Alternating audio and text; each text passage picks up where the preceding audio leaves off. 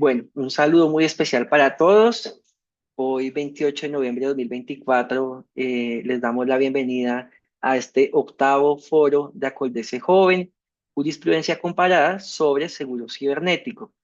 Tenemos el gran gusto de tener la compañía del doctor Carlos Acosta Olivo.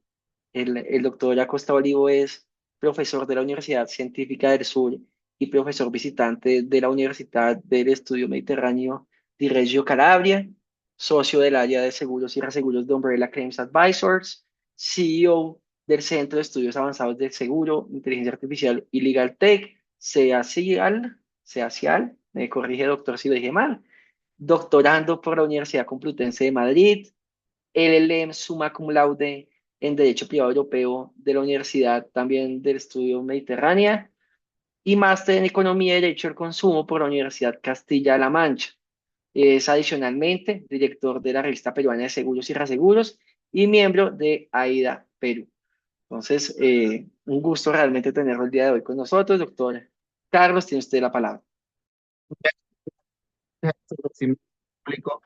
Sinceramente es un tremendo gusto poder compartir con ustedes desde esa tribuna. Bueno, yo en Perú, ustedes en Colombia, y vamos a hablar un poquito sobre seguro cibernético. Y vamos a de pronto romper la tradición que he podido verificar en las diversas conferencias que abordan la problemática del seguro cibernético, en el cual se hace cuenta de las ventajas, de las exclusiones, y vamos a introducir un poco sobre la jurisprudencia comparada. Sinceramente me hubiera gustado traerles diversas sentencias, poder hablar de manera extensa, pero lo cierto es que las cortes internacionales hasta el momento no han brindado muchas sentencias, así que he logrado recabar luego de, justamente en la medida de que el seguro cibernético es uno de los capítulos de mi investigación doctoral, he logrado encontrar un par de sentencias importantes, una de Estados Unidos, otra recientemente emitida en Alemania. Así que vamos a hablar un poquito de esas dos sentencias para destacar un aspecto relevante que nos va a dar tareas respecto de cómo poder asesorar a una compañía de seguros que ve o se enfrenta a un escenario de incidente cyber o también de pronto al asegurado. Dada nuestra posición de abogados, posiblemente vamos a estar asesorando a la compañía de seguros, a la reaseguradora o a la persona o a la empresa que sufre el incidente cibernético. Muy bien, sin mayor dilación, vamos a entrar a la presentación.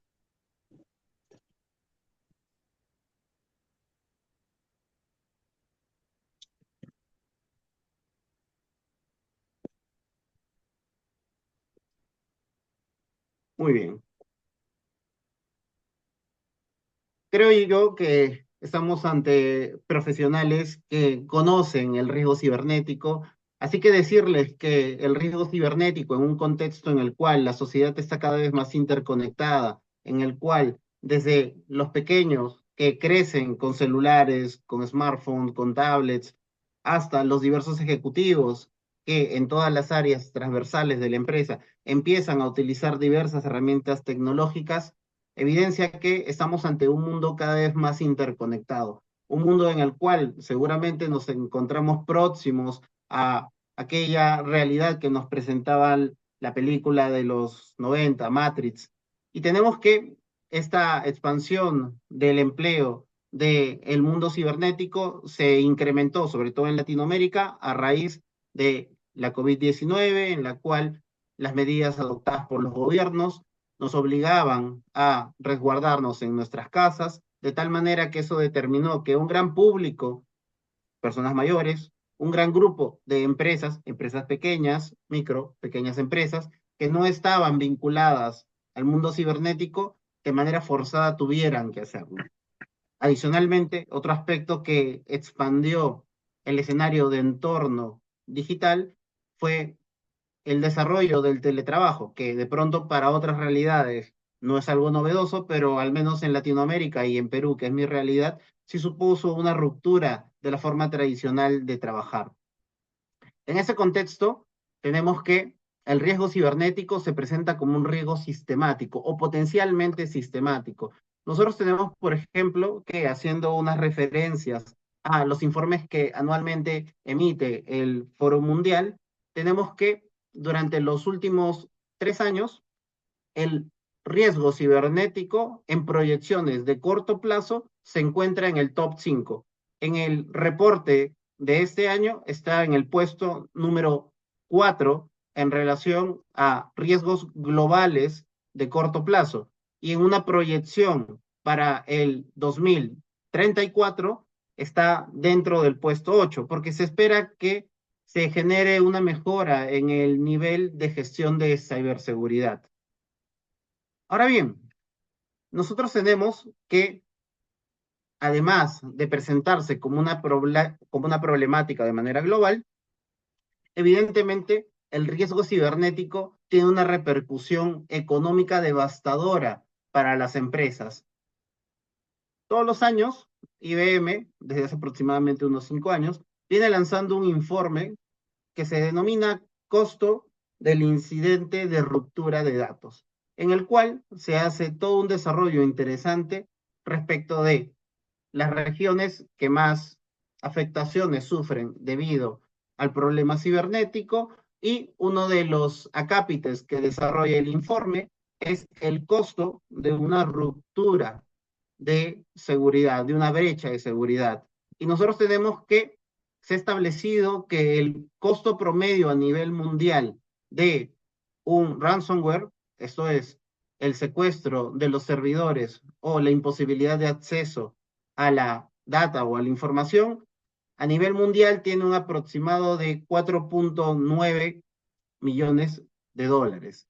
En el caso de la filtración de datos, el impacto a nivel mundial es de 5.21 millones y los ataques destructivos tienen una repercusión de 5.6 millones de dólares. Y claro, si nos enfocamos en este informe, podríamos pensar que únicamente están expuestas las grandes compañías estadounidenses, las grandes compañías europeas, y sin embargo, nosotros, como vamos a ver a continuación, podemos evidenciar que el riesgo cibernético se encuentra presente en la pequeña, mediana empresa, en el Estado e incluso en el ciudadano de a pie. También tenemos que Checkpoint realiza cada medio año su reporte sobre ciberseguridad, y el último reporte disponible, que es el reporte de medio año del 2024, nos cuenta la realidad global del 2023, haciendo referencia a cuántos eventos de ciberseguridad se presentaban semanalmente a nivel mundial. Igualmente establece un ranking de áreas o industrias afectadas, y tenemos que el área de la educación recibe semanalmente o recibió semanalmente en 2023 aproximadamente 2046 ataques cibernéticos. Luego el campo o el área militar, específicamente proveedores del Estado, recibió aproximadamente 1.598. Y el sistema de salud, Healthcare, es el tercero en la lista, con 1.500 ataques en el 2023 semanalmente. ¿Eso qué nos evidencia? Eso nos evidencia que el riesgo cibernético está en expansión. Cabe indicar que uno de los aspectos por el cual el riesgo cibernético se ha vuelto mucho más relevante es debido a la inteligencia artificial. Inteligencia artificial ha demostrado tener una gran capacidad de optimizar de pronto diversos procedimientos, de permitir el abordaje de problemas sociales, pero no es ajeno al uso indebido de dicha tecnología. Tenemos que, a raíz de la expansión de inteligencia artificial, pues los hackers están utilizando inteligencia artificial generativa para establecer ataques más sofisticados, poder expandir sus operaciones, de tal manera que, y sin ser alarmista, nadie está a salvo. El sector privado no está a salvo. Este es simplemente un mero ejemplo de eventos importantes que se dieron, por ejemplo, en el mercado estadounidense. Tenemos un evento de 292 millones que sufrió Target. Tenemos en el 2014 Home Depot, sufrió un ataque que supuso 298 millones de pérdidas. Tenemos que en el 2021 CN Financial tuvo una pérdida de 40 millones. Luego tuvimos casos que ocurrieron en España.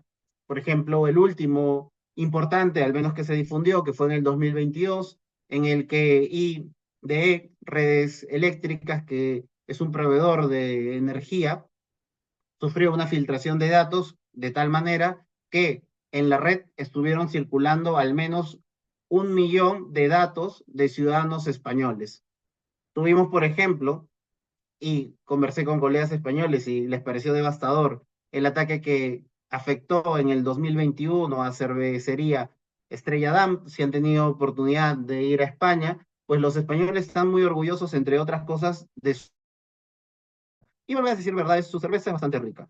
Y una de sus principales cervecerías, Estrella Damm, tuvo que parar por al menos una semana y media debido a que intervinieron sus servidores. Paralizaron completamente la actividad de la cervecería. Si no fue porque tuvieron reservas necesarias, se hubiera dado un desabastecimiento nacional de la cerveza. Lo cual, insisto, pregunté a los colegas españoles y indicaban que iba a ser una locura total. Los estados tampoco están a salvos. Y tenemos una doble problemática en el caso de los estados. Tenemos por un lado que se presenta una nueva forma de establecer la guerra. Creo que no nos es ajeno la problemática de el combate bélico entre Rusia y Ucrania. Y tenemos que, a raíz de dicho conflicto, se generó un incremento de aproximadamente 300% por parte de ciberataques provenientes de Rusia en contra de los países de la OTAN que demostraron simpatía y ayuda a Ucrania en el 2022, y luego se generó un incremento del 250% de ataques dirigidos hacia Ucrania. Cabe indicar que en ese contexto se presentó, por ejemplo, un grupo de enfrentamiento de soldados cibernéticos. Por un lado, tenemos a un grupo denominado Killnet, que es un grupo especializado de hackers rusos, versus un grupo de hackers ucranianos que se denominó El Puño. Y para hacer una referencia de cómo El Puño golpeó a Rusia, este este grupo de hackers, por ejemplo, logró intervenir los sistemas de una empresa que está controlada por el Estado, cuyo trabajo, cuya finalidad es establecer sellos de seguridad de autenticidad de mercadería. En las operaciones rusas, para poder vender y comprar mercaderías, es necesario que se tenga este QR que establece o da fe de que la mercadería que tú estás vendiendo no es materia de contrabando ni es materia de una reproducción indebida. Es decir, no es una mercadería ilegal. Es un sello de autenticidad. Sin ese sello de autenticidad, las mercaderías no pueden circular adecuadamente en el mercado ruso. Pues bien, ¿qué hizo el puño? El puño hackeó a esa empresa y evitó que se produjera más QRs, lo cual supuso para la economía rusa una pérdida estimada de al menos $1 billón. Entonces, el líder del puño decía que él era más útil a Ucrania con sus servidores que con un rifle. Cabe indicar que, como vamos a ver luego, la problemática en relación a los ataques cibernéticos promovidos por el Estado ha escalado al punto que el mercado londinense, que es uno de los principales mercados de reaseguro, tuvo una respuesta frente a la gran problemática de pagar o no pagar estos eventos en los que los afectados no solamente se encuentran referidos a los países en conflicto bélico, sino que vamos a poder ver que antecedentes de esta controversia generaron una afectación a diversos países debido a un ataque masivo que se dio en el 2017. Creo yo que ustedes, mejor que yo, tendrán conocimiento de esta situación. Tenemos que el año pasado, 2023, aproximadamente septiembre, pasado el 15º día de septiembre, se hizo un comunicado público de la empresa IFX Network, uno de los principales proveedores de servidores de nubes del gobierno colombiano, y ese ataque a este proveedor del gobierno colombiano determinó la paralización por aproximadamente una semana de los servicios que brindaba el Poder Judicial. Yo hice la prueba el año pasado, traté de entrar a los servidores del Poder Judicial que tienen ustedes, no se podía. Luego hubieron denuncias de problemas para la gestión de citas y de atención médica. Entiendo que al menos unos 3, 4 días el Ministerio de Salud y todos sus órganos adscritos tuvieron serios problemas para acceder, y también se lanzó noticias, no fue confirmado tampoco por el gobierno colombiano, de que buena parte de la data de los pacientes del sistema de seguridad de salud del gobierno colombiano se filtraron a la dark web. Entonces, insisto, ustedes conocen mejor este ataque que sufrieron el año pasado.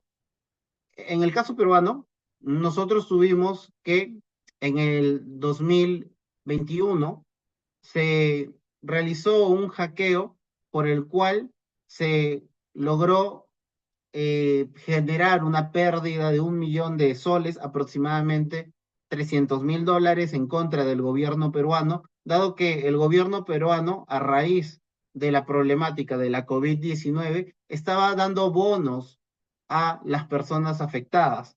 Entonces, intervinieron los datos el, de el organismo que se encarga de la identificación nacional de las personas, RENIET se llama en nuestro país, y como parte del código de acceso para descargar los códigos para poder ir al banco a cobrar, se generaban gracias al documento nacional de identidad, pues se suplantó la identidad de varios ciudadanos peruanos para lograr cobrar injustificadamente los bonos que daba el gobierno peruano. Y en general, absolutamente nadie está a salvo. El mundo no está a salvo. Nosotros tenemos que en el último trimestre del 2023 hubo un informe elaborado por LOI en conjunción con el Centro de Estudios de Riesgos de Cambridge, en el cual tomaron como referencia 3 eventos relevantes, 3 ataques cibernéticos mundiales, 2 ocurridos en el 2017, el WannaCry, el NotPetya, que justamente tenía indicios de que había sido promovido por el gobierno ruso, y luego un ataque masivo de DDoS en Albania. Ustedes saben, el DDoS consiste en la sobrecarga artificial de una web o un servidor, de tal manera que el atacante, mediante el uso de bots, crea diversas demandas de acceso al servidor, de tal manera que lo sobrecarga. De pronto se crea artificialmente como si 2 millones de personas a más estuvieran tratando de ingresar al mismo tiempo a la web, al servidor. Eso va a determinar que sea imposible porque la web colapsa. Entonces, sobre la base de esos 3 eventos, hicieron un cálculo de proyección y llegaron a la conclusión de que, si bien es cierto, aún a corto plazo no se llegaría a dar un evento que afectara a la totalidad del mundo, ese riesgo era bastante cierto. Entonces, tenemos aquí una primera proyección de qué pasaría si es que un ataque cibernético tiene una expansión global, una expansión mundial. Muy bien, entonces, esto nos permite tener una pequeña idea de cuál es el estado del problema del riesgo cibernético. Y ahora tenemos la gran pregunta. Ok, sabemos que todos estamos expuestos al riesgo cibernético. Tenemos que el exdirector del FBI decía que actualmente hay dos tipos de empresas. Las empresas que ya fueron hackeadas y las empresas que eventualmente van a ser hackeadas. Y la pregunta no es si voy a sufrir o no un ataque cibernético. La verdadera pregunta que deberían hacerse las gerencias y también los encargados de gestión de riesgo es cómo voy a abordar la problemática de la vulneración de mis mecanismos de seguridad cibernética. Y la forma de abordar dicha problemática es doble, o al menos durante un tiempo se presentó como una alternativa disyuntiva. O bien invertía en ciberseguridad, o bien invertía en un seguro cibernético. Cabe adelantar, me voy a adelantar un poco a lo que voy a exponer, cabe indicar que actualmente ya se percataron no solamente las áreas gerenciales de riesgo, sino también las propias compañías de seguros, que la única forma de hacer verdaderamente frente al riesgo cibernético es a través de un mecanismo doble. Ya no es una opción entre uno y otro, tienes necesariamente que emplear mecanismos de ciberseguridad, invertir en fortaleza cibernética y también apoyarte o respaldarte en un seguro cibernético. Cabe indicar que en el mercado latinoamericano, en la medida de que la gran mayoría de países, a diferencia de Europa, no establece de manera expresa, clara, la obligación de informar en todos los casos los incidentes de ciberseguridad, han determinado que, al menos, por ejemplo, en la realidad peruana, no existan muchos escenarios o ejemplos reales de sanciones a empresas por esos eventos. Eso va a determinar que en la mayoría de casos, cuando hay un incidente de seguridad, pues las empresas actúan a espaldas del conocimiento del consumidor, a espaldas de la Autoridad Nacional de Protección de Datos, a espaldas del supervisor de la actividad bancaria, financiera y de seguros. Eso va a determinar que existe un apetito de adquisición de productos como el seguro cibernético mucho menor en algunas regiones de Latinoamérica. Si es que se compara con el mercado estadounidense, si es que compara con el mercado europeo. Sin embargo, tenemos que todos estos eventos que afectan al Estado, afectan a las grandes empresas. En el Perú, hace poquito, hemos tenido que se filtraron la data de al menos un 3% de los clientes de Interbank. Bueno, como esto no lo he visto directamente, no tengo deber de confidencialidad, es público, lo puedo hablar sin problema. Entonces, tenemos que uno de los principales bancos peruanos, que se llama Interbank, pues sufrió un incidente cibernético, no quisieron pagar el rescate y lo que hizo el hacker fue lanzar en diversos foros dentro de la dark web la información sensible de los clientes.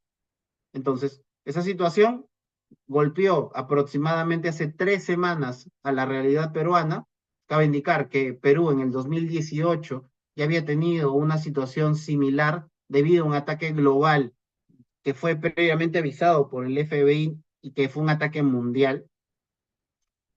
Y esta semana, esto es fresco, tenemos que Pacífico Seguros, la principal compañía de seguros en Perú, insisto, tampoco he visto el caso directamente, así que no tengo deber de confidencialidad sobre esto, pues Pacífico Seguros tuvo que reconocer que efectivamente tuvo un incidente de seguridad y se filtraron datos de algunos clientes que suponían el 0.1 de la totalidad de su cartera.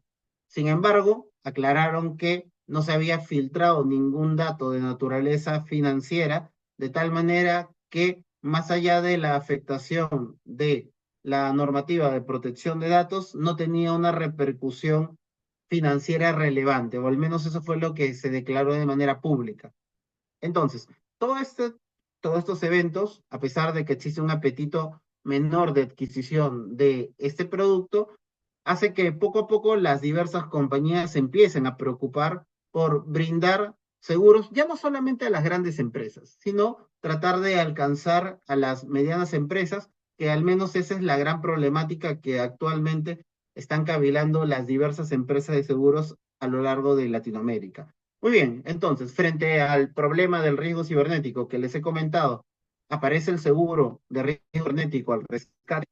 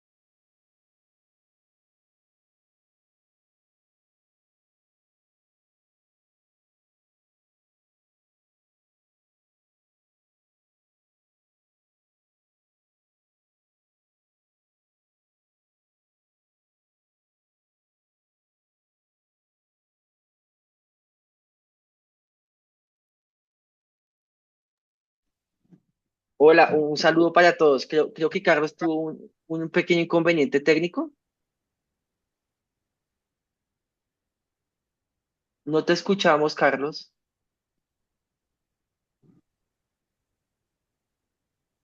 ¿Me pueden escuchar ahora? Sí, ya volvió y ya te vemos en vivo. Adelante.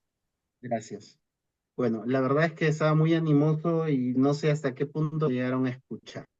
Escuchamos Ah, al menos hasta el tema de acá. Pacífico Seguros. Nos estabas contando el caso de Pacífico Seguros.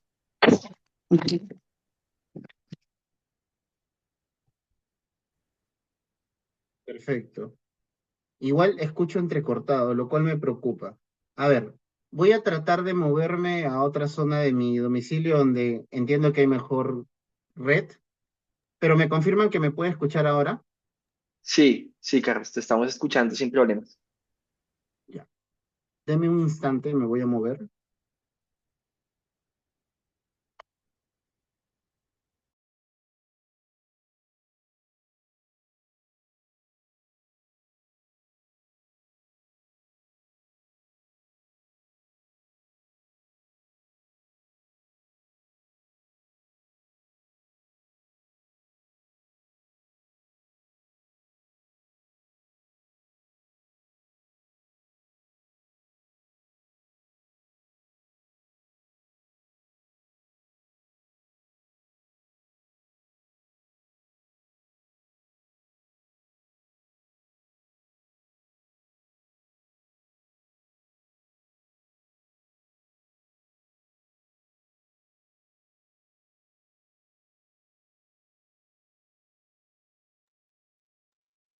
Muy bien, ahora sí, ¿me escuchan?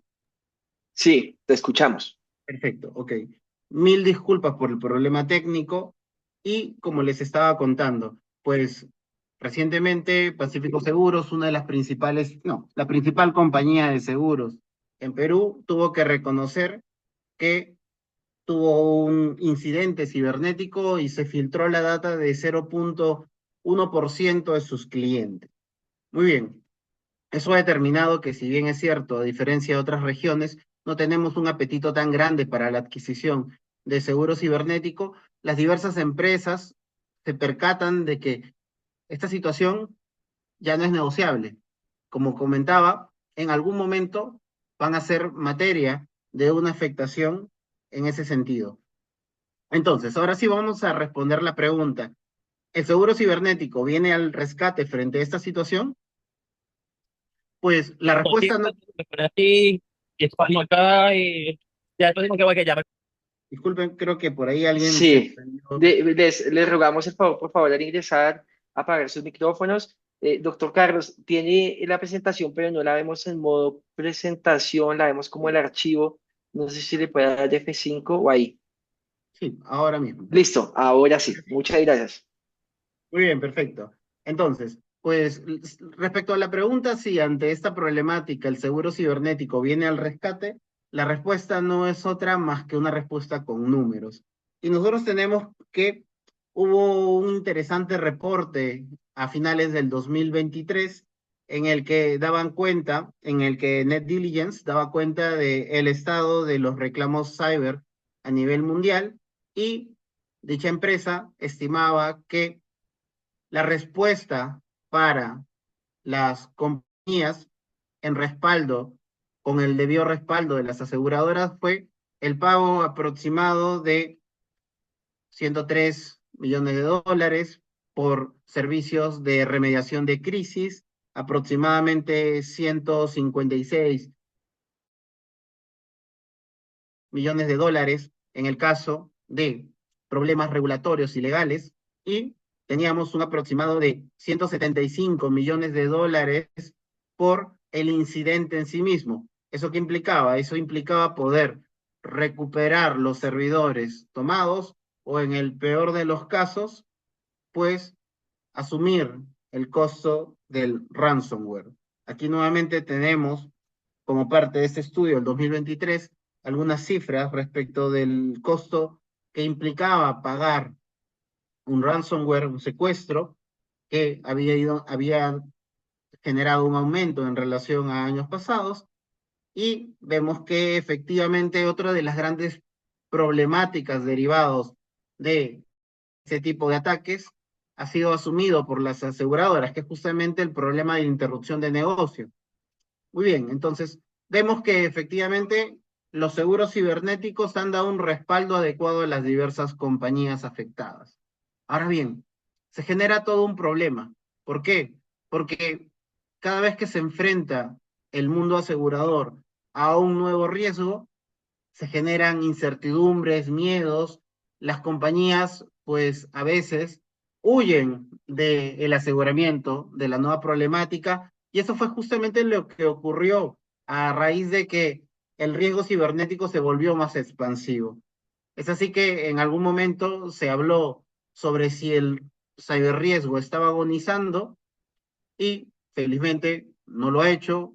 Se regularizaron e incrementaron las primas en el 2023, ello debido a que las compañías empezaron a aplicar mejores mecanismos de gestión del riesgo cibernético. Y actualmente tenemos varios mecanismos de gestión del seguro cibernético. En primer lugar, se han percatado que el camino debe estar necesariamente acompañado con estándares de ciberseguridad. Es así que, en línea de principio, están tratando las aseguradoras de poder limitar su exposición a través de aceptar parcialmente el riesgo, ya sea a través de la limitación de la suma asegurada, ya sea a través del planteamiento de algunas exclusiones. Cabe indicar también que se está tratando de realizar un, una tarifa adecuada a cada riesgo experimentado por la empresa, de tal manera que se cobra la prima de manera diversa según los niveles de riesgo que tiene cada empresa. La clásica exclusión de los riesgos cuando se encuentran grados inaceptables a nivel del estado de ciberseguridad que presenta la compañía. Igualmente, se ha comenzado a emplear el hackeo ético, la necesaria realización de pruebas controladas para evidenciar las diversas brechas que pueden ser utilizados por los atacantes, entre otros mecanismos. También la referencia a los ISOs que brindan o hacen una referencia de la gestión de la seguridad de la información, que si la memoria no me traiciona es el ISO 27001. Entonces, nosotros tenemos que en este concepto, en este contexto, el establecimiento del mapa de riesgos cibernéticos de la compañía en el momento previo a la contratación del seguro se vuelve determinante. También el seguimiento por parte de la compañía de manera preventiva es necesario para poder establecer un ecosistema de riesgo aceptable para las compañías de seguros. Obviamente vamos a tener escenarios que son considerados insostenibles por las compañías y las compañías han optado por excluirlo, como ocurrió, por ejemplo, con la problemática de los ataques cibernéticos promovidos por los estados. Y todos conocemos la respuesta del mercado londinense con ese famoso boletín de mercado, el boletín de mercado Y5381, en el cual plantearon la exclusión de los ciberataques respaldados por el Estado a partir de marzo del 2023. Muy bien, entonces, nosotros tenemos toda una cuestión interesante en relación al estado del riesgo, a cómo las compañías de seguros están mejorando los mecanismos de selección, así como el acompañamiento preventivo, pero evidentemente todo el entorno del ciberseguro no puede estar exento a problemas y efectivamente se han presentado problemáticas. Estas problemáticas han llegado a las cortes y yo sé que es cierto que el título de la presentación es jurisprudencia comparada en torno al seguro cibernético, pero siéndoles honestos, si me limitaba solamente a lo que han dicho las cortes, pues muy poco tenía por decirles. ¿Por qué? Porque como es conocimiento de nosotros que nos movemos en el mercado, la mayoría de controversias entre aseguradoras y compañías se suelen solucionar con tratos directos o se recurre al ámbito arbitral y en el derecho, disculpe, y en el ámbito del arbitraje, pues pesa el principio de confidencialidad del laudo arbitral, de tal manera que son pocos los casos que se han vuelto relevantes como materia de estudio por parte de las cortes internacionales. Por ejemplo, nosotros tenemos que en el 26 del 5 del 2023 se emitió en Alemania la primera sentencia que aborda la problemática del seguro cibernético. Se trata de la sentencia emitida por la Cuarta Sala Civil del Tribunal Regional de Tübingen, que establece en la causa 4 o 193-2021 la siguiente problemática. Teníamos que la compañía de seguros rechazó el pago de una cobertura de riesgo cibernético, alegando que el asegurado no había realizado las actualizaciones adecuadas de sus firewalls. Entonces, señalaba que como no había actualizaciones de los mecanismos de seguridad, específicamente los cortafuegos que empleaba la compañía, se había incumplido diversas garantías y reglas de seguridad y prudencia, de tal manera que negó el pago de cobertura. La compañía asegurada no estuvo de acuerdo con la posición de la aseguradora, presentó primero un reclamo interno que fue desestimado por la compañía y se presentó una demanda civil. ¿Qué fue lo que hizo la Corte en una sentencia bastante interesante que le voy a pasar a Diego para que las comparta? Está en alemán, pero con un buen traductor se hace maravillas. Lo que dijo la Corte fue lo siguiente. El tomador no está obligado a cambiar, en particular a mejorar la situación del riesgo existente en el momento de la celebración del seguro, aplicando una regla clásica que se encuentra en la ley del contrato de seguros de Alemania, en el que el estado del riesgo que se presenta para obtener el aseguramiento es el riesgo que debe mantenerse. En ese sentido, la Corte llegó a considerar que no era una obligación y tampoco estaba establecido de manera expresa en la póliza que se mejorara el estado de riesgo de tal manera que la exigencia de actualización de los firewalls suponía un escenario que no permitía justificar el rechazo, porque uno, no estaba establecido como garantía expresa en el contrato, ni tampoco desde la perspectiva de las obligaciones implícitas del asegurado se generaba una justificación ni un incumplimiento. Esto fue bastante cuestionado. ¿Por qué? Porque los antivirus, los cortafuegos, necesariamente tienen que actualizarse. Es parte de la dinámica natural de estos mecanismos de protección, dado que todos los días los ciberdelincuentes encuentran formas más sofisticadas para tratar de poder saltar la valla que ponen los antivirus y los cortafuegos, pues es razonable esperar que estos antivirus estén constantemente actualizados.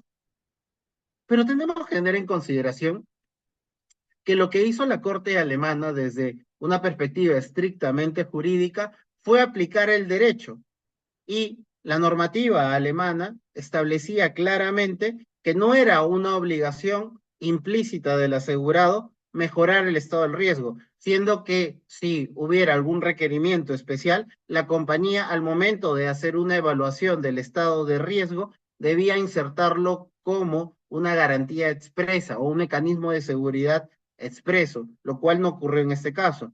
En consecuencia, rechazó la actuación de la compañía de seguros y lo obligó a pagar el monto correspondiente. Luego tenemos un caso interesante en Estados Unidos, un caso que fue resuelto en segunda instancia el primero de mayo del 2023 por la Corte Superior de la División de Apelaciones de New Jersey, en un caso que es bastante conocido, la causa Merco versus Lloyd's London, en el que se cuestionaba el rechazo de cobertura efectuado por un sindicato de Lloyd's, en el que sostenía que el ataque cibernético del 2017, recuerdan que hubo un ataque mundial en el 2017, este ataque mundial, el de NotPetya, que fue presuntamente promovido por el Estado ruso, que nunca se pudo comprobar, pero todos los estados estaban convencidos de que era así, pero insisto, no lo pudieron comprobar de manera efectiva, era en realidad un acto de guerra. Y en consecuencia, lo que hizo el sindicato de Lloyd's fue aplicar la exclusión de actos de guerra, rechazando el pago de esta compañía, que de hecho era una filial de una farmacéutica alemana, la cual tenía una oficina en Ucrania. Es así que en el ataque global que realiza el 2017 NotPetya, pues ataca o infecta uno de los servidores de la compañía en Ucrania y el virus empieza a saltar de servidor a servidor hasta finalmente llegar a, a las oficinas que se encontraban en Estados Unidos. En consecuencia, lo que hizo la Corte de Apelación fue algo que en realidad no es muy complejo. Aplicó uno de los principios interpretativos tradicionales del seguro, que más de una vez seguramente hemos tenido que emplear como primer nivel de interpretación de las cláusulas de las condiciones del seguro. Utilizó la interpretación literal o restrictiva y señaló que el término hostil estaba claramente definido por la compañía en su condicionado y que lo que estaba haciendo la compañía, o mejor dicho, el sindicato de Lloyd's, era realizar una interpretación extensiva del término hostil, destacando que la empresa no era parte del gobierno ucraniano y que la forma de contagio del virus no fue tampoco como consecuencia de un sistema de naturaleza armamentista o de seguridad nacional de un gobierno, sino que la empresa o la subsidiaria de Merck, que se encontraba en Ucrania, había recibido el virus a través de un software de contabilidad. Entonces, bajo la perspectiva de que Merck y su filial en Ucrania no eran objetivos militares y tampoco se había recibido un particular virus de naturaleza o con intención de naturaleza política, sostuvieron la obligación de pago de Lois. ¿Esto qué nos quiere decir? Esto nos quiere decir que las cortes internacionales están recurriendo a los principios clásicos y técnicos del seguro. Y eso nos supone una disyuntiva a nosotros, que somos el área legal de las compañías de seguros. ¿Es acaso que los principios jurídicos y también técnicos del seguro están preparados para la problemática del seguro cibernético? Las características particulares del seguro cibernético, como es su capacidad constante de ampliación y de mutabilidad, determinan que debemos crear nuevos principios técnicos y jurídicos para el análisis de los reclamos. Considero que en realidad la respuesta es no.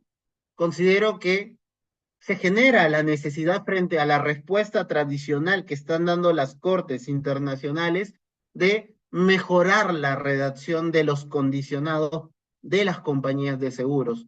Si, por ejemplo, se hubiera establecido por parte del sindicato de Lloyds una redacción mucho más adecuada o clara que permitiera establecer que este virus promovido por el Estado, o incluso planteado la exclusión, como ya se hizo para el 2023, a partir del 2023, como se hizo en el mercado de Lois, pues este problema no hubiera ocurrido.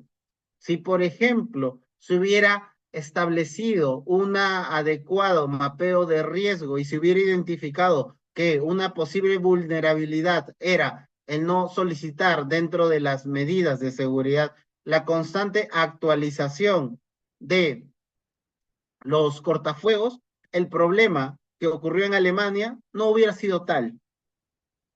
Ahora bien, ¿qué está pasando en otros países importantes? Bueno, en España estuve varios días revisando para actualizar si había pasado algo, pues lamentablemente, pues nada de seguro cibernético en las cortes, pero al menos ya tenemos una calificación jurídica del ransomware.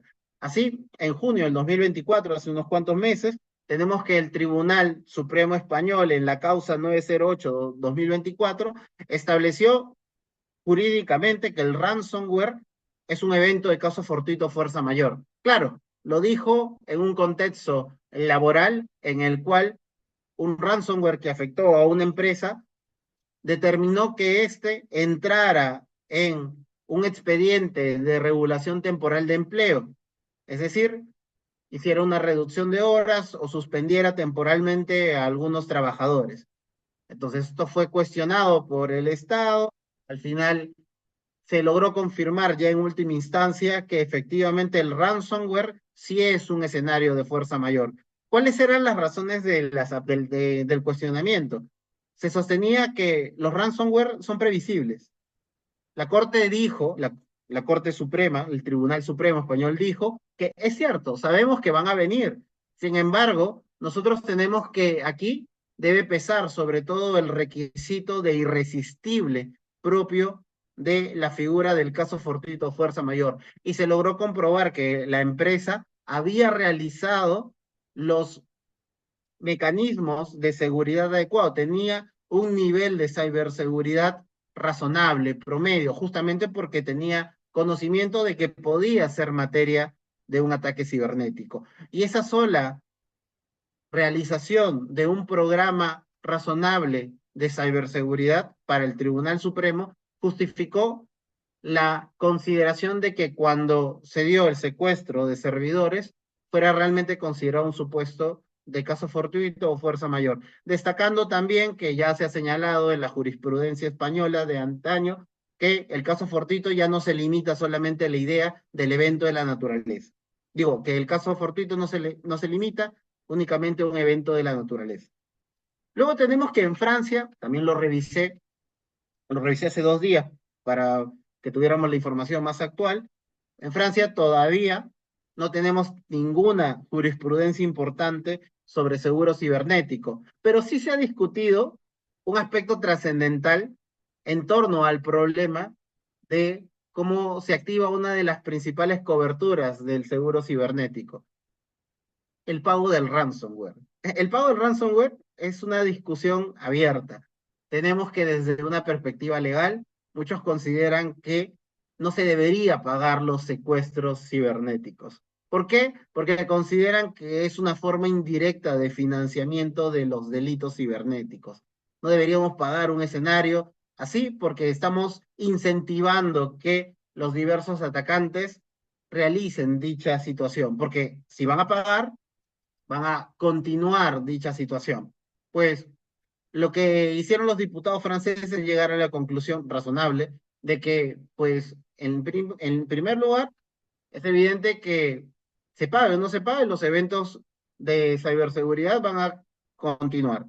En este contexto, lo que sí consideraron necesario y por ello realizaron una modificación al Código de Seguros Privados francés que entró en vigencia el 24 de abril del 2023, modificando el artículo L12-10-1, lo que sí consideraron necesario es que para poder pagar un seguro cibernético, para pagar un ransomware, era necesario que la compañía denunciara ante las autoridades competentes el delito informático dentro del plazo de 72 horas. Esto va en concordancia con los criterios que plantea el Reglamento Europeo de Protección de Datos, que establece que cualquier evento que suponga un data breach debe ser informado a la Autoridad de Protección de Datos y debe ser informado a los clientes. ¿Y por qué destaco esto? No puedo decir nombres porque tengo deber de confidencialidad, pero les puedo comentar de manera muy genérica que hace unos 3 años una de las principales compañías de seguros fue materia de un ransomware por al menos 3 días y nadie se enteró de ello. Tampoco me hubiera enterado si es que no hubiéramos sido parte del área legal que asesoró a la compañía estadounidense que era quien le brindaba el seguro cibernético a esta gran compañía de seguros. Y durante 3 días la compañía no pudo operar y nadie se enteró del tema. ¿Por qué? Porque la normativa de protección de datos de Perú no establece, al igual que el reglamento europeo, la obligación de informar del evento de seguridad dentro de las 72 horas. Entonces, esa situación que probablemente más de uno en su fuero interno estará pensando, oye, yo también lo he vivido, pues he asesorado a una compañía que ocultó o camufló la situación. Si el evento de Interbank no hubiera sido puesto a conocimiento por parte del propio hacker, no nos hubiéramos enterado. Entonces, tenemos que en ese contexto, el sistema francés ha optado por la necesaria publicación y divulgación de cada situación en el que se ingrese o se adquiera de manera ilícita información o data. ¿Por qué? Porque este artículo está ligado a los artículos del Código Penal francés que hablan justamente de la sustracción ilegal de datos electrónicos y otros similares. Muy bien, entonces, esto me parece adecuado en la medida de que genera la necesidad de que el Estado trate de perseguir el delito cibernético. Muy bien, esto ya lo comenté, les comentaba que a raíz de diversos problemas, diversas compañías de seguros a nivel mundial habían dejado de comercializar, se habían retirado del negocio en el 2022, existía toda una incertidumbre si estaba muriendo el seguro cibernético. Felizmente, de acuerdo a informes de marzo del 2023, las primas se empezaron a regularizar con una tendencia de incremento. Igualmente, un reporte de ciberresiliencia del 2023 evidenciaba que se estaba dando un incremento de la adquisición de pólizas y que las compañías de seguros estaban tratando de cubrir las necesidades de las medianas y pequeñas empresas, que de hecho esa es la estrategia actual de expansión de dichas compañías, de tal manera que la problemática de el seguro cibernético se presenta como una problemática global que no solamente puede ser solucionada por el seguro cibernético y que tampoco solamente puede ser solucionada por la, por el sector privado, sino que es necesario acciones coordinadas entre el mercado privado y el Estado. Eso supone el establecimiento de un marco legal sólido en ciberseguridad que obligue también en la práctica a tener un programa de seguros adecuado. En Perú y en Latinoamérica, lamentablemente, no tenemos normativa así. Se están empezando a discutir a profundidad las diversas leyes complementarias a las leyes de ciberseguridad. Perú tiene una ley de ciberseguridad, pero está enfocada en el gobierno peruano, no está referida a las empresas privadas. Tenemos que la Superintendencia de Banca y Seguro tiene una circular para todas las empresas del sector financiero, bancario y de seguros, en el que habla sobre la ciberseguridad en la empresa privada, pero tampoco es que establece la contratación de un programa de seguros. Así que creo yo que aún hay mucho, mucho para discutir. Uy, disculpe, ahora sí. Creo que aún hay mucho para discutir y estos escenarios, estas palestras son lugares perfectos para poder comenzar con discusiones tales como eh, un seguro cibernético debe pagar las multas. La respuesta es que, bueno, depende de la normativa. Tenemos que hay algunos países que establecen la prohibición de pago de multas.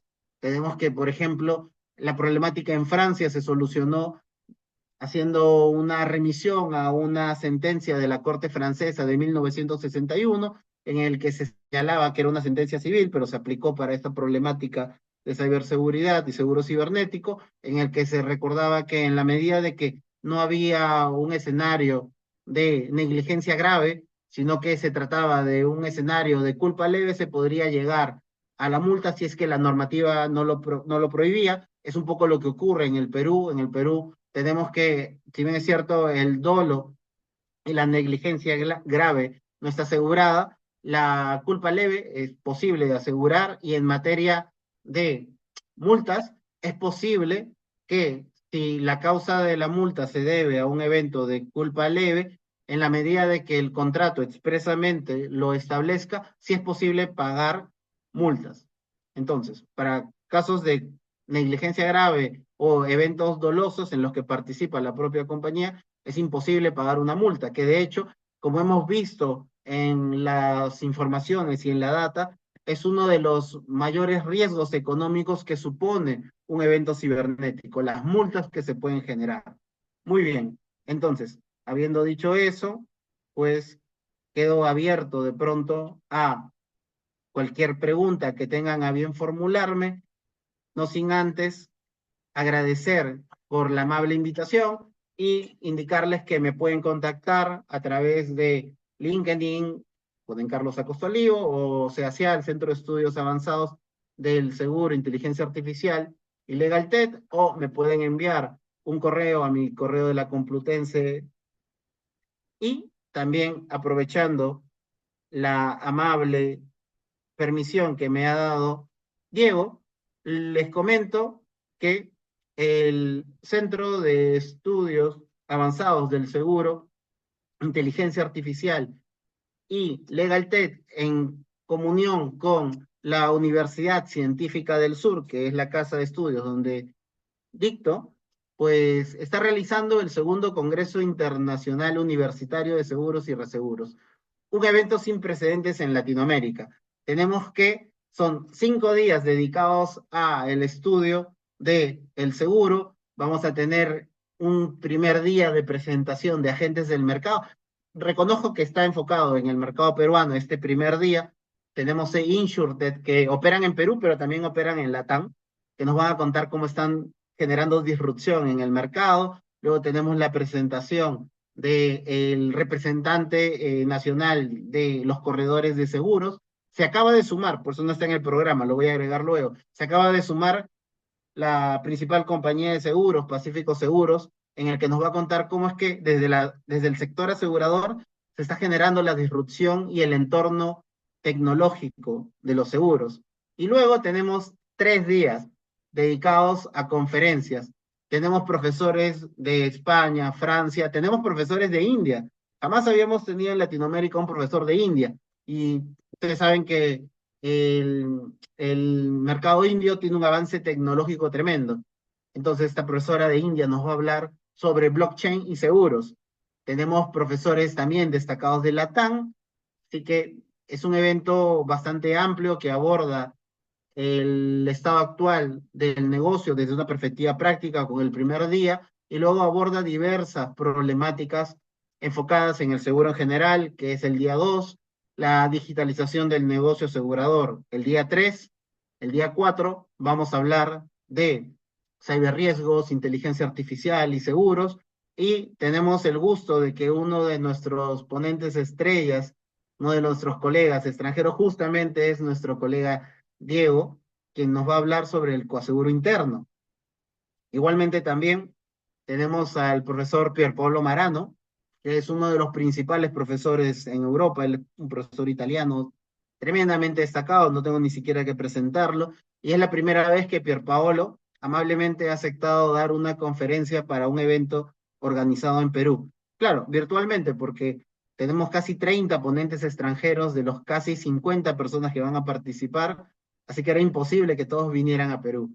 Y bueno, el último día hicimos un call for paper, tuvo una buena aceptación, tenemos ya 20 comunicaciones, estamos justo hoy día, termino esta conferencia y termino de revisar algunos porque mañana a primera hora tenemos que lanzar quiénes son los 9 seleccionados, de tal manera que es un evento que busca desde la academia, al igual que están realizando estas conferencias efectuadas por la Asociación Colombiana de Derecho de Seguros, la intención es que desde la universidad, en este caso la Universidad Científica del Sur, se busque formar a los agentes que actualmente operan en el mercado de Perú, también de Latam, pero también interesar a los jóvenes estudiantes que son los futuros talentos a que vengan a el rubro asegurador.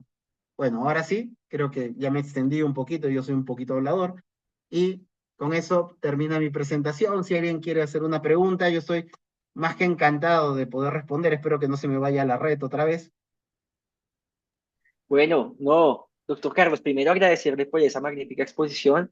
Realmente nos comparte usted temas muy interesantes, aspectos muy importantes y sobre todo esas citas jurisprudenciales tan relevantes.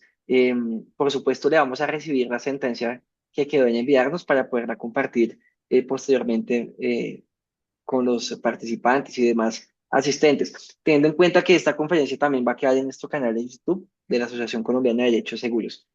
También valga la pena entonces reiterar esa invitación al Congreso que ha organizado el centro, realmente titánica esa labor, tantos ponentes de todos los países, podemos decir casi de que de todos los continentes, entonces excelente lo que han venido organizando.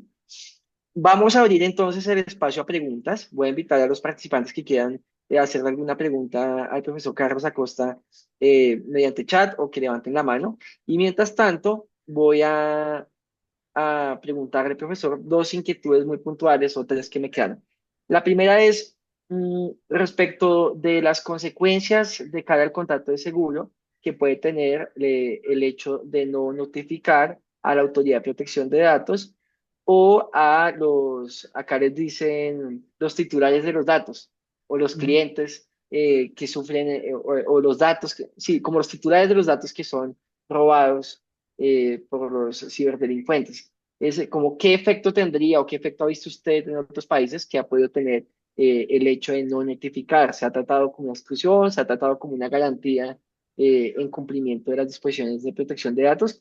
Y la segunda pregunta es respecto de el amparo o no del pago por ransomware. Sabemos que este ransomware, para los que están familiarizados, es el secuestro de información.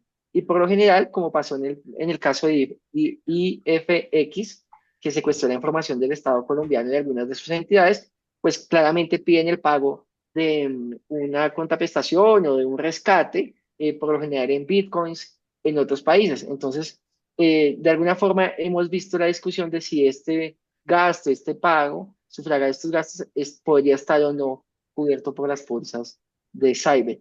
¿Qué nos podría compartir? Perfecto, Diego.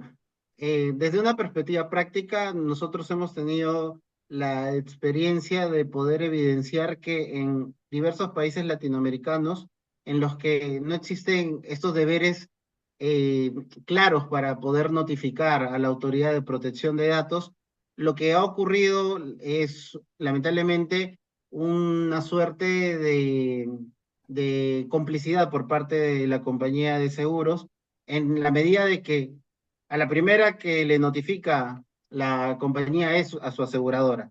En los tres casos de incidentes de ciberseguridad en Perú que tuvimos, en ninguno de los tres casos se informaron a la Autoridad de Protección de Datos. Y esto fue plenamente informado a los reaseguradores, porque los tres casos tenían cobertura mediante empresas del extranjero. Las áreas legales de dichas compañías estuvieron de acuerdo con dicha situación, de tal modo que si, por ejemplo, debido a una investigación de oficio, esto hubiera sido de conocimiento de la autoridad y se hubiera abierto un procedimiento, porque el hecho de no notificar de pronto no está establecido con una penalidad, pero de pronto se podría derivar de una suerte de mala práctica o mala fe. Consideraría que la compañía de seguros no tendría mucha base sólida para negar la cobertura en la medida de que desde el primer momento estuvo informado. En el caso europeo, en el que sí está claramente definido, la solución es clara. El hecho de no informar dentro de las 72 horas que establece el Reglamento Europeo de Protección de Datos supone un escenario de agravamiento del riesgo con violación de la normativa, que es obligatoria, y puede ser utilizado por la compañía de seguros para rechazar el pago. El problema se presenta en países en donde esa reglamentación no está desarrollada, como es en el caso de Perú. En relación a la segunda pregunta, nosotros tenemos que en la práctica internacional y también en los casos peruanos, la primera opción ha sido utilizar los fondos de la cobertura de contratación de asesoría especializada. Por ejemplo, en el caso que no puedo, insisto, revelar muchos detalles, se solicitaba aproximadamente un billón de dólares en bitcoins y lo que se hizo fue realizar la gestión para poder contratar a expertos de ciberseguridad que se encontraban en Israel y luego de 2 días de arduo trabajo, prácticamente ni el área legal ni el área que se encargaba de la administración de riesgo no dormimos por 2 días, pues estamos en vilo. Luego de 2 días lograron recuperar los sistemas. ¿Cuánto costó el siniestro? El siniestro costó aproximadamente $200,000. Sí, $200,000 aprox, pero versus al billón de dólares que te estaban pidiendo, que en realidad la cobertura máxima por ese evento estaba limitada a $50 millones. Entonces, fue un ahorro significativo, pero por lo que he podido investigar, dado que esta es una parte importante de mi tesis doctoral, en el caso en el cual sí se ha llegado a pagar ransomware en los casos norteamericanos, primero se ha establecido el agotamiento de la cobertura de servicios especializados para recuperar los servidores. Si luego de haber intentado agotar ese servicio no se ha logrado recuperar, recién allí se da luz verde para el pago del ransomware. Muy bien, doctor Carlos, muchas gracias. Para cerrar, una última pregunta que solemos hacer en nuestros foros de Acordarse Joven y es para quienes estén interesados en profundizar sobre el seguro cibernético o se estén aproximando por primera vez, ¿qué obra literaria o qué pieza de estudio usted podría recomendar para familiarizarse con los temas de seguro cibernético? Perfecto. Por ejemplo, el profesor Helguero, que es un profesor de la Universidad de Comillas, él tiene un artículo bastante interesante sobre seguro cibernético en un libro del 2022. Yo les voy a pasar el nombre. Sinceramente, no sé si esté en acceso abierto al público. Me parece que sí. Yo he tenido oportunidad de revisarlo en la Biblioteca de la Complutense en alguna oportunidad. no sé si está lanzado al público. En todo caso, yo puedo hablar con Gelguero, que va a ser uno de los ponentes que vamos a tener en el Congreso, a ver si se anima a facilitarnos su artículo. Es un artículo realmente bueno. Luego tenemos un artículo interesante, ese fue muy, muy interesante. Ese sí no está abierto al público. Eh, y es un poquito costoso, pero es un artículo muy interesante de Ignacio Gil, que es un profesor español muy joven que por ese trabajo ganó un premio de la revista de estudios económicos de España, en el que él aborda la problemática de el seguro cibernético frente justamente a los ataques cibernéticos promovidos por el Estado. Voy a hablar con Ignacio, que también va a ser ponente del Congreso, a ver si nos pasa el artículo, aunque tengo serias dudas porque en realidad los derechos son de la revista, no creo que no podría autorizarla, pero esos son dos buenos estudios. Igual tenemos que en la revista Ibero-Latinoamericana, la profesora Andrea Signorino en el 2022 sacó un artículo bastante interesante sobre seguros cibernéticos.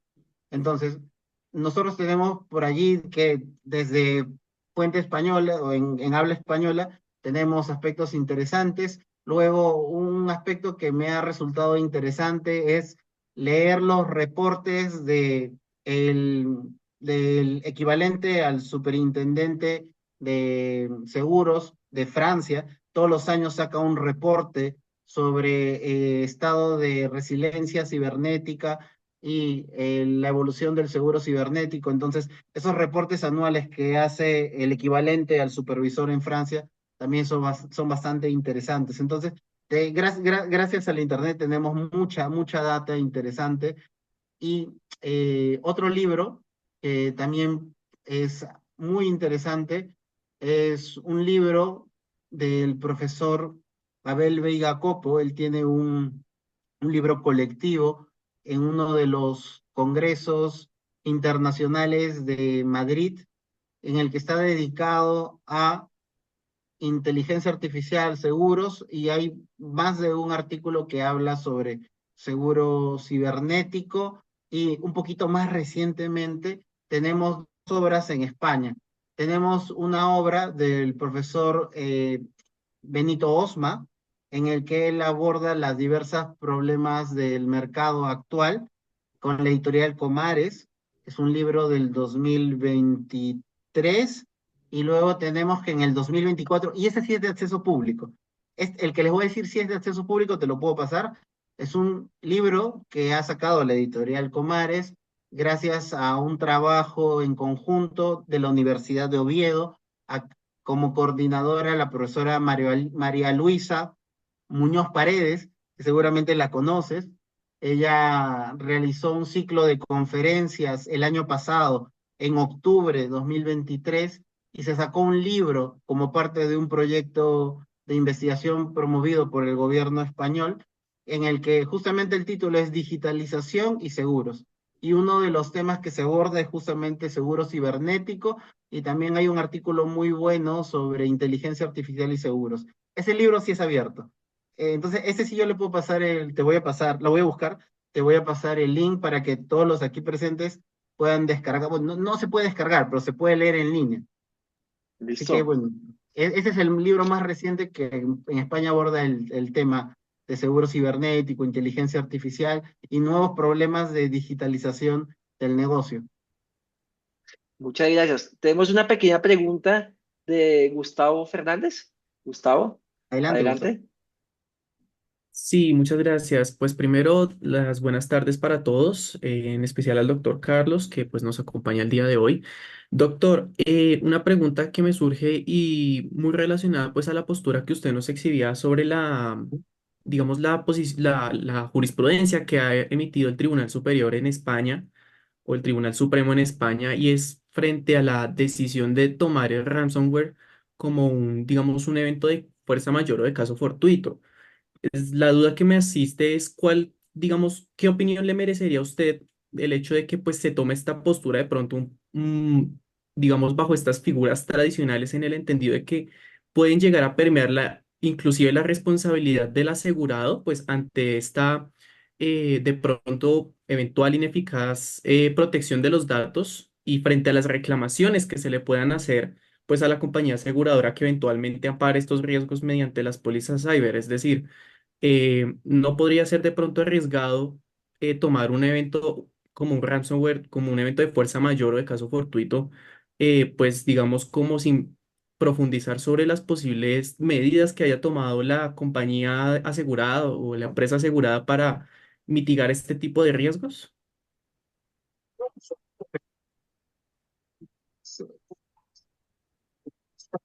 Yo considero que, si bien es cierto, para el ámbito en el que se emitió la sentencia, que era exclusivamente para una cuestión de obligaciones de naturaleza laboral, si extendemos dicha consideración a supuestos de responsabilidad civil, se generaría un gran vacío de posibles indemnizaciones de consumidores afectados, que de hecho esa es tu mayor preocupación y es una preocupación razonable. Creo yo que actualmente el ransomware en estricto no debería ser considerado un supuesto de caso fortuito, sino que se genera la necesidad de establecer mecanismos adecuados de gestión.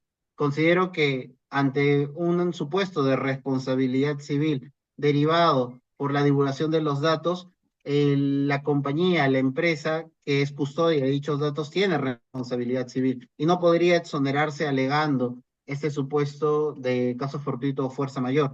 Es allí justamente donde entra el rol importante del seguro. Y además, como esto escala de manera transversal, una consideración importante, que de hecho eso es es una de las conclusiones a la que estoy tratando de llegar en la tesis doctoral, es considerar que esto necesita un tipo de gestión adecuada, porque este es un riesgo sistemático. El riesgo cibernético, al igual que el riesgo pandémico, es un riesgo sistemático. Y los riesgos sistemáticos no se pueden gestionar con los mecanismos técnicos tradicionales, sino que tienes que realizar mecanismos más sofisticados. Por ejemplo, la Asociación Internacional de Ginebra proponía que ante los riesgos sistemáticos, habían diversas soluciones posibles. Uno, el establecimiento de una asociación pública-privada. Dos, el establecimiento de una figura similar a lo que los españoles tienen como su consorcio. Tres, el establecimiento de una política posterior previa, que básicamente es, si pasa, nos preocupamos después. Entonces, la solución más razonable, según por ejemplo la Asociación Internacional de Ginebra en materia de seguros, propone que tratemos de lograr obtener resultados a través de la colaboración entre la empresa aseguradora o el rubro asegurador con los estados, porque, por ejemplo, en el caso de la exclusión que ha dado el mercado londinense, lo que hizo el mercado asegurador es simplemente zafarse del problema, salirse del problema diciendo, yo no voy a pagar esto. El problema es que si eso no lo pagan, uno de los principales pilares que cuida la economía, que es la función económica del seguro, pues el problema es quién lo paga, lo internaliza la empresa. Una situación que puede escalar a nivel global, como ya nos ha demostrado la proyección de Lois con el Centro de Riesgo de Cambridge, podría determinar que si no se gestiona a futuro adecuadamente los escenarios globales de ciberseguridad, podemos poner en peligro la economía nacional. Entonces, creo yo que esto no debería ser un caso fortuito y creo yo que las compañías de seguros, en atención a la función social que tiene el seguro, deberían trabajar en colaboración con el Estado. Ahora bien, eso supone que también el Estado tenga conciencia de ello. Lamentablemente, al menos en Perú, no sé cómo será en Colombia, ahí sí desconozco la realidad política colombiana, al menos en Perú, pues nuestros representantes políticos no tienen todavía la conciencia adecuada para entender que esto es algo que se tiene que realizar. Los chilenos nos llevan años de ventaja, están realizando políticas globales. Su ley de ciberseguridad, a diferencia de la normativa peruana, no se limita solamente a la interacción del entorno de seguridad cibernética y de resiliencia cibernética del Estado, sino que se establece las bases para poder realizar un trabajo conjunto entre Estado y sociedad privada, comunidad privada. Entonces, eso es algo que creo que falta en Perú. Sinceramente, allí sí desconozco la situación de Colombia, pero creo yo que, respondiendo concretamente a tu pregunta, y disculpa que me la haya tomado para contestar algo que no me han preguntado, pero que sí que considero que es importante tener en consideración, yo coincido contigo, yo considero que es totalmente en un escenario de responsabilidad civil bastante peligroso para que las cortes lleguen a considerar que este es un supuesto de caso fortuito fuerza mayor. Sí estoy de acuerdo con ello. Muchas gracias. Muchas gracias, doctora Costa, por esa amable respuesta y a Gustavo por su pregunta. Bueno, nuevamente, gracias por acompañarnos el día de hoy. Le voy a dar la palabra a la presidenta de la Asociación Colombiana de Derechos Seguros que nos acompaña, la doctora Carmen Mejía. Doctora, buenas noches. Gracias, Diego. Bueno, quería agradecer muy especialmente al profesor Carlos Acosta por haber atendido esta invitación de Acordece Joven, por su participación y su excelente presentación. A Diego por tan magnífica iniciativa y a todos por su asistencia virtual. Nos veremos entonces en una próxima tertulia de la asociación y buenas noches para todos. Gracias a todos. Un abrazo. Hasta luego, buenas noches. Buenas noches, hasta luego. Cuídense. Hasta luego.